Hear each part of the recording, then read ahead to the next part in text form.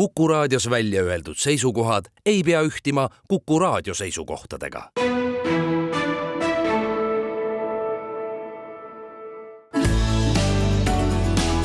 Keskpäevatund.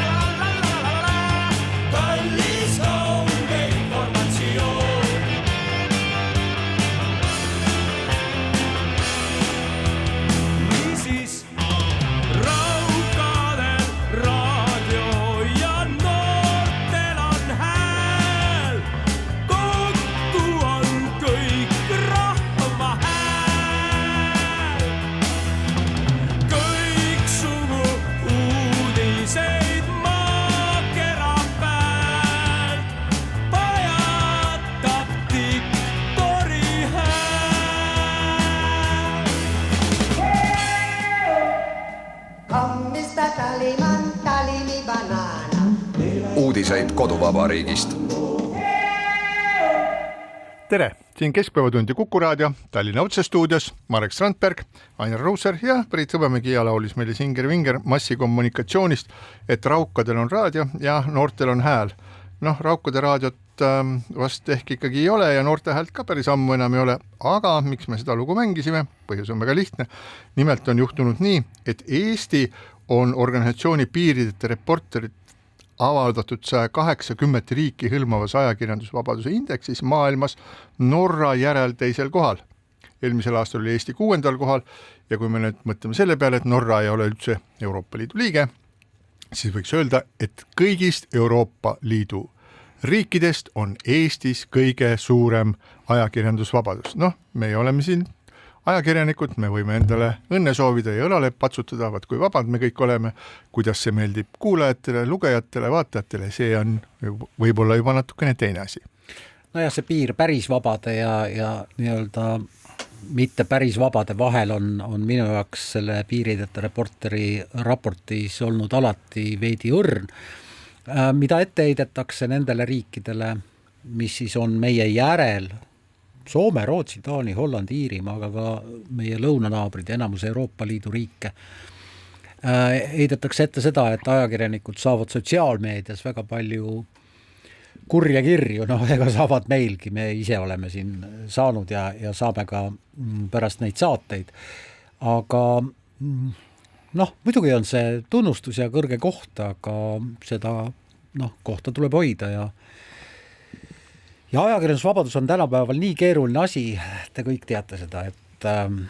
selle hoidmine on ka väga palju keerulisem kui näiteks 20 aastat tagasi.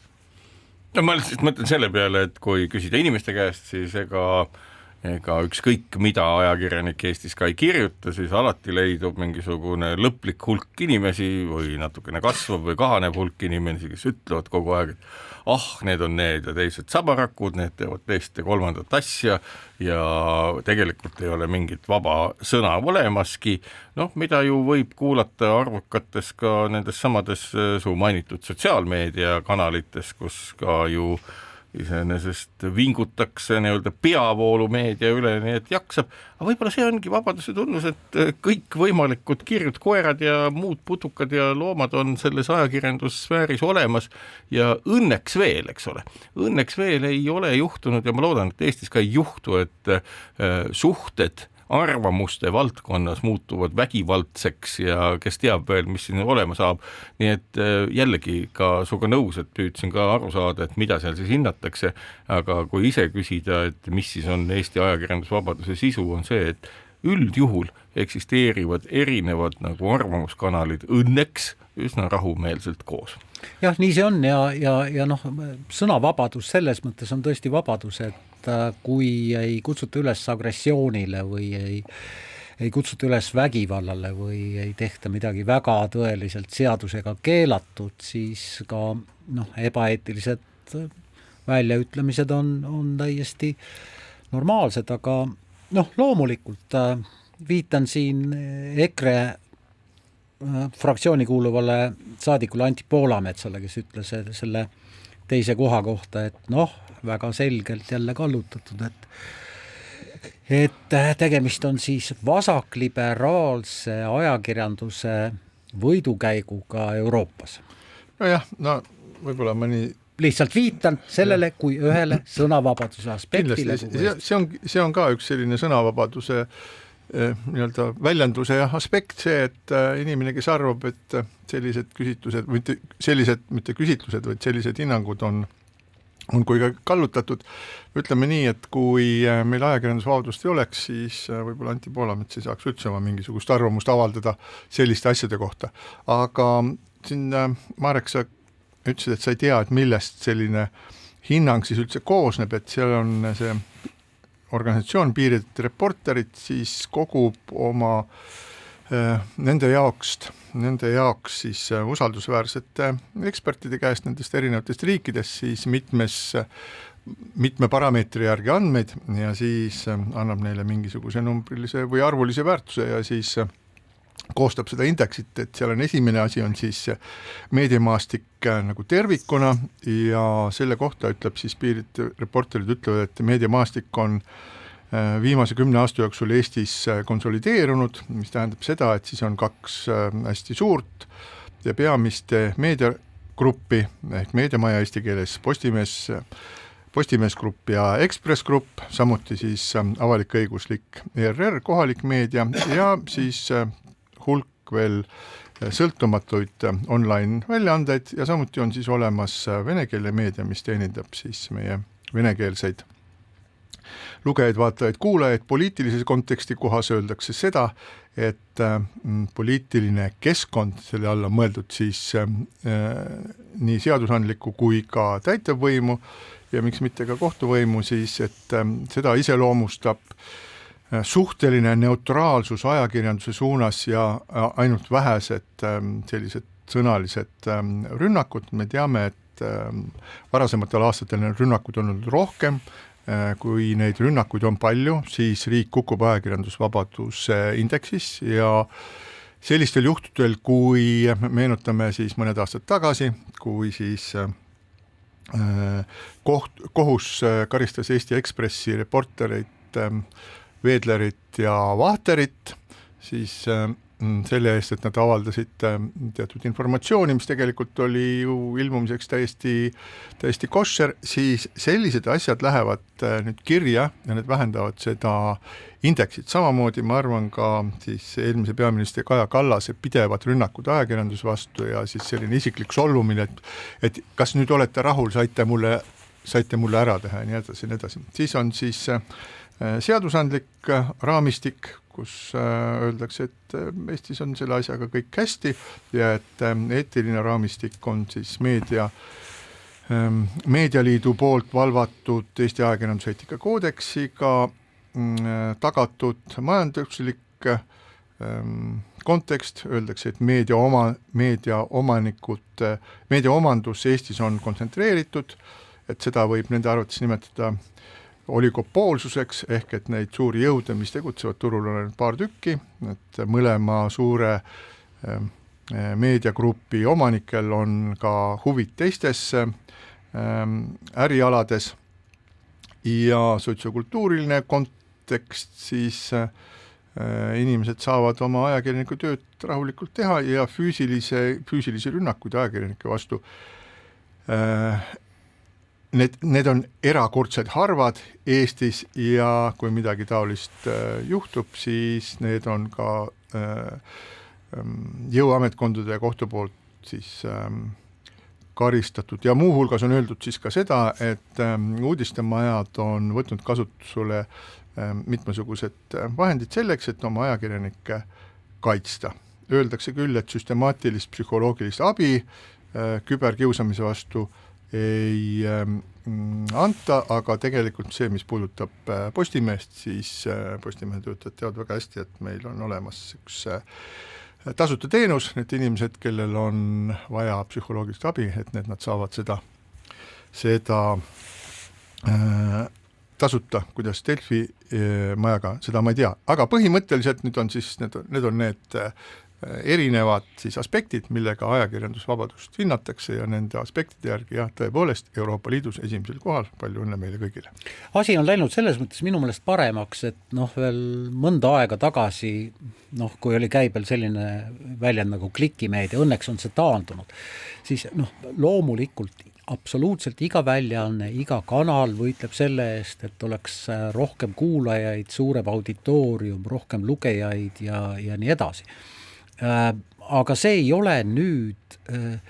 saanud selliseks valdavaks või kohutavalt agressiivseks ajakirjanduse vormiks, et mulle tundub, et Eestis on enam-vähem need jõujooned ka paigas, suur osa auditooriumist on oma valiku teinud ja teinud mõneks ajaks, nii et ka see näitab tegelikult teatavat stabiilsust, et sellise ütleme iga lugeja või iga kuulaja pärast võideldakse loomulikult. Aga see ei ole absoluutne eesmärk. See oli veel umbes 10 aastat tagasi. Ja ma selle klikimeedia kohta ütleksin, et see on nüüd Ma ütlesin, et see on õnneks kadunud see väljend. Seda väga tihti ei kasutata. Ja, ma tahtsin selle tausta nagu selgitada, et see sõna, see klikimeedia, see pärineb tegelikult kusagilt selliste portaalide kuldajast, mis võis alata kuskil aastatuhande vahetuse algusel, kus kuidagi muud moodi ei olnudki võimalik üldse meediamajadel siis kasumit või sissetulekut teenida, kui et pidi kõik võimalike vahenditega siis võimalikult palju klikke kokku siis koguma ja sinna juurde käisid ka sellist nagu klikilõksud ja muud asjad. Nüüd tänaseks päevaks, ja ma arvan juba vähemasti 5 aastat, on nii Eesti suured meediaportaalid kui siis ka maailmas üldiselt üle mindud ju tellimuspõhisele tegutsemisele. Ehk et meil on digitellijad ja digitellijatega on siis meediamajal otsene suhe, inimene maksab, meil on see väga odav, et inimene tuleb sisse seal 1 euroga kuus, aga võib-olla tehakse pakkumine, et 3 kuud, et 3 euro eest pool aastat, kus see hind on isegi väiksem, 50 senti näiteks, ja niimoodi meediamajad siis nagu suhtlevad otseselt nende kuulajate, vaatajate, lugejatega ja siin on nüüd üks suur erinevus, et see klikiäri on täiesti käib vastu selle digitellijate äripõhimõttele, et kogu digitellijate hankimise, juurde saamise, hoidmise mõte on see, et inimene tuleb lugema ja leiab tükiks ajaks lugemist, vaatamist ja kuulamist, ehk et oluliseks muutub selline asi, mida nimetatakse kvaliteet klikiks, mis tähendab seda, et inimene on vähemalt 15 sekundit loeb mingisugust lugu ja me teame seda väga täpselt, et kui vaatad seda 15 sekundit ei ole palju, aga see tähendab seda, et see on jaotatud ka kõikide nende vahel, kes korraks lihtsalt pealkirjale klõpsasid ja kui me teemegi oma lugusid nii, et inimene leiaks sealt midagi lugemist ja me teame väga hästi, et kui me teeme klikilõksu pealkirja ja lühikese teksti, mis toob ainult kliki, siis see töötab meediamaja huvidele vastu, seepärast see inimene klikib ja kaob ära, aga me teame, kui ta tuleb sisse, kui ta midagi loeb, siis ta kindlasti leiab midagi muud veel ja jääb sinna sisse ja loeb veel ja püsib võib-olla 5 või 10 minutit. See on see on selle asja eesmärk tänapäeval, nii et kõik need, kes räägivad tänase päevani sellist klikiahnest meediast või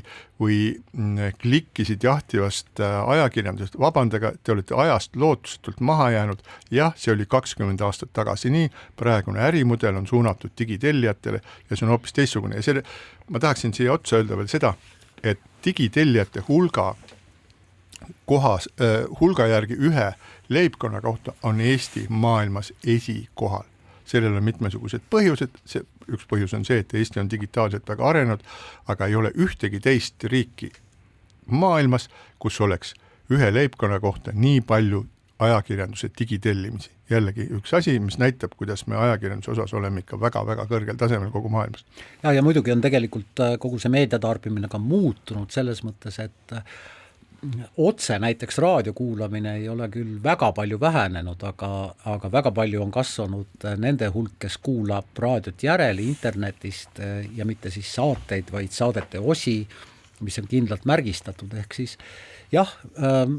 see meediatarbimine on muutunud, aga ta on tegelikult muutunud natuke asjalikumaks kui see, millele sina viitasid, et korraks pealkiri ja kinni, uus pealkiri ja kinni. Nii on, aga seda meediat meil ei oleks, kui elekter läheb ära, siis on pime. Ja siis ei tööta ükski portaal ja üks selline juhtum oligi nüüd hiljuti, kus oli Hispaanias ja Portugalis, kus oli väga suur elektrikatkestus, kus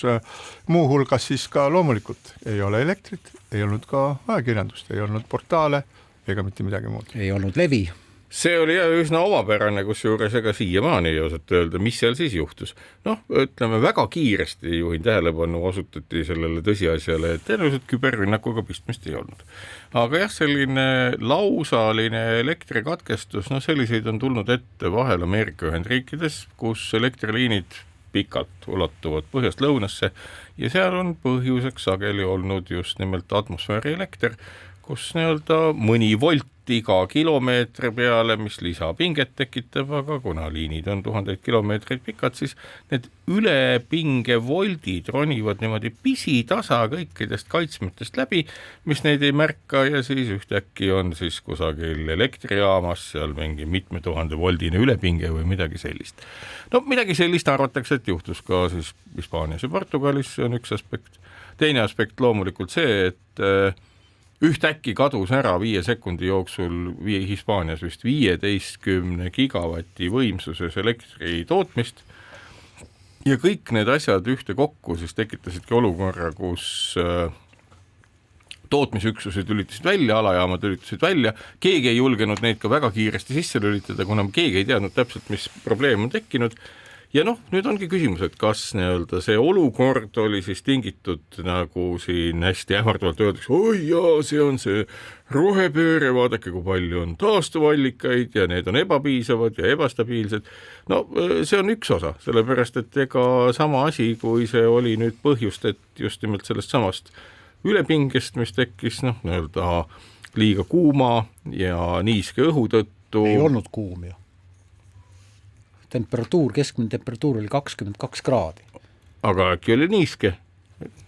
Ega ma ei oskagi öelda, igal juhul see, mida võrguoperaatorid nägid, oli, et ennem seda pauku kasvas pingeliinidel umbes 10 volti sekundis. Aga mida me sellest õpime? Et nüüd on me õpime seda, et meil on vaja hajusamat võrku, millest on väga palju Eesti puhul räägitud, meil on vaja piltlikult öeldes seda, milleni jõuti arvutite puhul, et olemas peavad olema upsid ehk akujaamad, mis on suutelised olulisi funktsioone kiiresti üle võtma. Ja et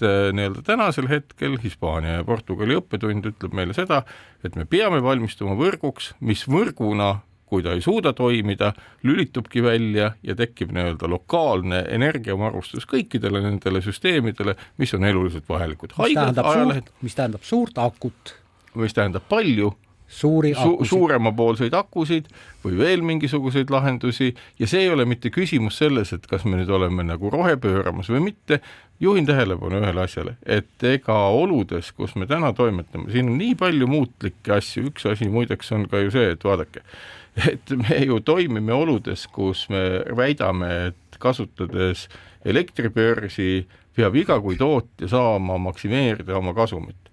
kas elekter ja elektrivarustus selles mõttes on ikkagi kaup, mida iga päev tuleb järgmiseks päevaks ette kaubelda või me peame ikkagi siin tegema ka kardinaalse muutuse ja ütlema, et tegelikult on elekter ikkagi selline demokraatia baasfunktsioon, mitte kaup niivõrd ja ma arvan, et need arutelud, ma ütlengi, et kuhu sa nagu liigud? Ta jõuab kohe Andrus Ansipini välja. Ma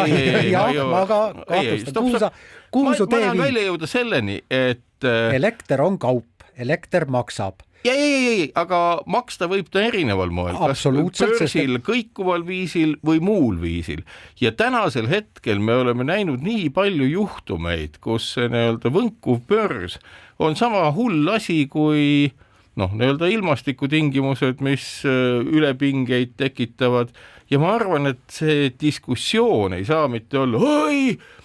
nüüd me teame, see rohepööre on kõik asjad untsu keeranud, vaid me peame diskuteerima laiemalt ja küsima. Väga hea.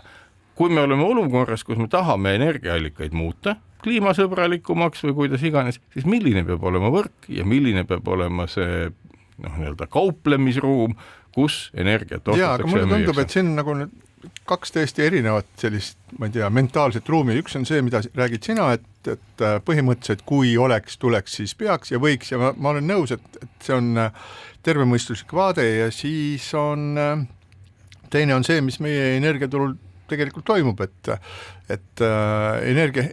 elektri hind kodumajapidamisele viskab nii, et üles-alla, et nii nagu vähe ei ole, et siin äsja ütles siis endine peaminister Andrus Ansip Postimehele, ütles, et saime kõrge elektrihinna omaenda kätega ja viitab siis Jüri Ratasele, kes jättis Leedule ja Eestile peale surumata, et need rohkem tootmisvõimsustesse investeeriksid, seda ei tehtud, nii et saime ühe pudelikaela Soomega likvideeritud, aga saime koos sellega Läti ja Leedu kõrge hinna, et ma mõtlen, et need on nagu kaks erinevat ruumi, et me võime nagu arutada selle üle, et see on umbes nagu mingi linnaplaneerijad räägivad, oi, kuidas kõike peaks tegema ja samal ajal kuskil toimub mingisugune ikka pannakse vihmaga kuskile auku asfalti ja kõik toimub selline tavaline elu. Et minu hirm on selles, et see tavaline elu seisnebki ju selles, et tänasel hetkel on selle rohepööramisega tegevuses ju inimesed, kes on aru saanud, et sealgi on natukene pappi ja kasumit ja mida iganes. Ja nüüd ongi seesama küsimus, et kas me sellest Hispaania ja Portugali kogemusest õpime seda, mida sealt õppida on, kas me kollektiivselt jõuame järeldusteni, kus on tegelikult probleemid.